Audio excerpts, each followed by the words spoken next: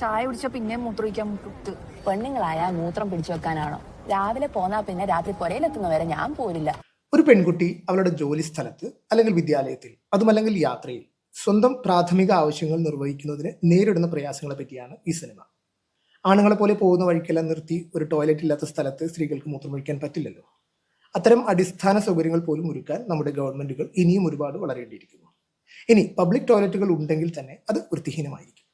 എന്നാൽ ഈ പ്രശ്നത്തിന് രണ്ട് വശങ്ങളുണ്ട്. അഥവാ വൃത്തിയുള്ള ടോയ്ലറ്റുകൾ ലഭ്യമാണെങ്കിൽ പോലും നമ്മുടെ സ്ത്രീകൾക്ക് അത് ഉപയോഗപ്പെടുത്താനുള്ള വൈമുഖ്യം പല ആരോഗ്യ പ്രശ്നങ്ങളും ഉണ്ടാക്കാം. നമ്മുടെ പെൺകുട്ടികളിൽ പലരും ചെറുപ്പം മുതൽ രാവിലെ സ്കൂളിലേക്ക് പോയാൽ എത്ര വൈകിയായാലും വീട്ടിലെത്തിയതിനു ശേഷം മാത്രമേ മൂത്രമൊഴിക്കൂ എന്ന ഉഗ്രശബ്ദം എടുത്തവരാണ്. ആ ശീലം അവർ വലുതാകുമ്പോഴും തുടരുന്നു.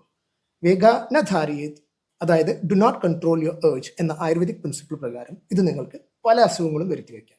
എന്താണ് ആ പ്രിൻസിപ്പിൾ എന്ന് നമുക്ക് അടുത്ത വീഡിയോയിൽ കാണാം.